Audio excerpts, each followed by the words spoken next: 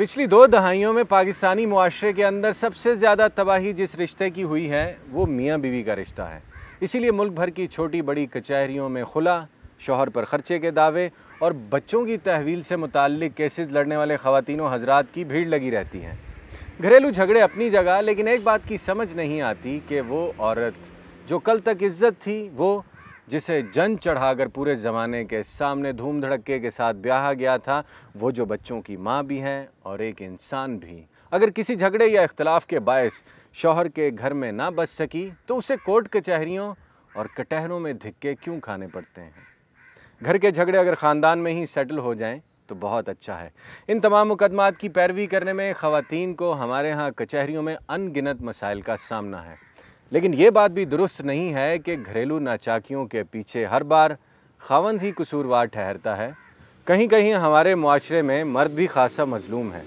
अगर आप इस्लामाबाद कचहरी में मुद्दतों से केसेस लड़ने वाले पाकिस्तानियों की परेशानियों को सुनना, देखना और जानना चाहते हैं तो सच के सफ़र में मेरे साथ रहिएगा।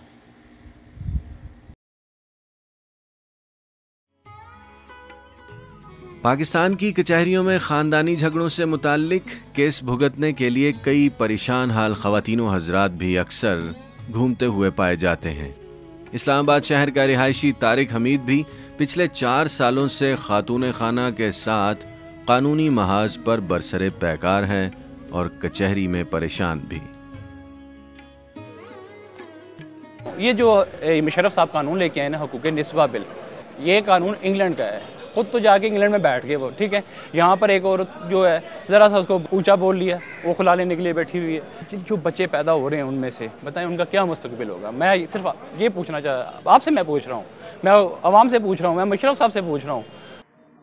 पिछले चंद सालों से हमारे मुआशरे में तलाक का तनासुब बहुत बढ़ गया है। अक्सर घरेलू नाचाकियों में शौहरे नामदार पर बीवी की तरफ से बदकिरदारी और पुरतशद्दुद रवैये के इल्जामात लगाए जाते हैं।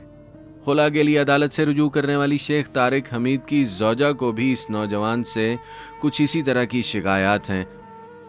4 साल से मेरी वाइफ नाराज़ होकर आई हुई है, ठीक थी, और उसने खुला ले लिया। आपने तलाक नहीं दी? मैंने नहीं तलाक दी, जज साहब ने दी। कोई वजह तो हो ना। अब झूठा केस बना के जी कि ये शराब पीता है। शराब पीते हैं आप? सर मैं हेपेटाइटिस सी का पेशेंट हूँ, मैंने अपने बच्चे पालने हैं, ठीक है जी। झगड़ा क्या हुआ जहाँ आपको अदालत तक आना पड़ा, कचहरी तक आना? सर यही कि लोगों की बातों में आ गई। आपका इस केस पे कितना पैसा लग चुका? मेरा तकरीबन 1.5 से 2 लाख रुपए लगा।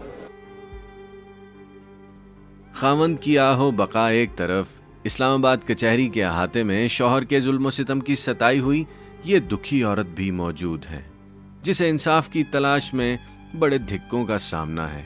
इस दुखियारी पर क्या बिपता आन पड़ी है और इससे किन झमेलों का सामना है, ये कहानी इस मुल्क में बसने वाली हव्वा की कई बेटियों का नसीब है।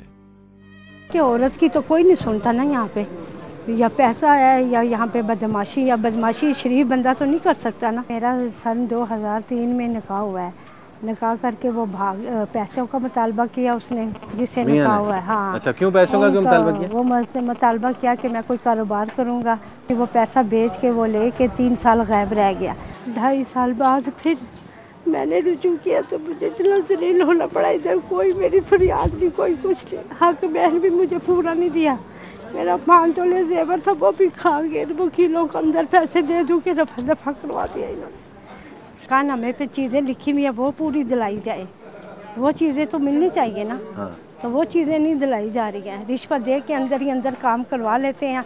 हो गया जी, हो गया। किसको रिश्वत देता है वो? आपका मियाँ? नहीं, माइक ना बंद करें, नाम बताएं। बस सर प्लीज, इतना ही यार।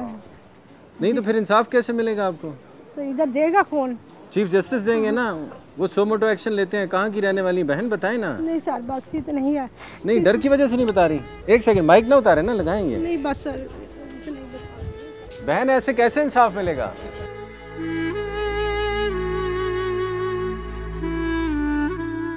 इसी दौरान इस्लामाबाद कचहरी में एक तालीम याफ्ता खातून से भी मेरी मुलाकात हुई, जो अपने साथ होने वाली ज्यादती और इंसाफ के हुसूल में हायल रुकावटों का रोना तो जरूर रोना चाहती हैं, लेकिन अपना चेहरा नहीं दिखाना चाहती। क्यों? फेस इसलिए नहीं आना दे रही because I do not want any publicity। काम तो यहाँ होते नहीं है। 10 साल हो गए मेरे केस को। It's attempt to murder case. मेरे और मेरे बच्चों का अटेम्प्ट टू मर्डर इन लोगों ने कराया थ्रू देयर सर्वेंट्स। शराब फरोश इस्लामाबाद की जाने पहचाने लोग हैं आप लोग, तो मीडिया कोई ऑर्डर ही नहीं है कि जजिस पुलिस को कहें कि इसको गिरफ्तार करके लाएं। मौके की पकड़ी हुई औरत है। She was captured red handed, जो कि रेड हैंडेड कैप्चर्ड जो उनके मुलाजिम थे उन्होंने भी उनका नाम लिया है कि हमें कत्ल के मंसूबे के साथ इन्होंने भेजा है। वो आपको क्यों कत्ल करना चाहते थे? बहन दूसरी पार्टी जो थी। थे because the property I had got attached property उनके साथ मुश्तरका। जी, वो मैंने अटैच कराई हुई थी अपने मेंटेनेंस में और अपने बच्चों के मेंटेनेंस में। अच्छा, अटैच कराई हुई थी। अजीज हैं आपके ये लोग? मेरे अजीज ऐसे मुझे मेरे अजीज हो सकते हैं। The criminal people of Islamabad and everybody knows them, और उनको फेवर ही उनकी क्रिमिनोलॉजी का मिल रहा है, ठीक है, बिकॉज दे क्रिमिनल्स और लोग उनसे डरते हैं। 10 साल पुलिस ने मेरा केस ख़राब किया। IG वाज डायरेक्टेड कि ऑनेस्ट पुलिस ऑफिसर लगाएं। Chief justice of Pakistan Iftikhar Mohammad Chaudhry ने कहा 10/5/2006 को कि ईमानदार ऑफिसर लगाएं और इसका हल वही ढूंढे।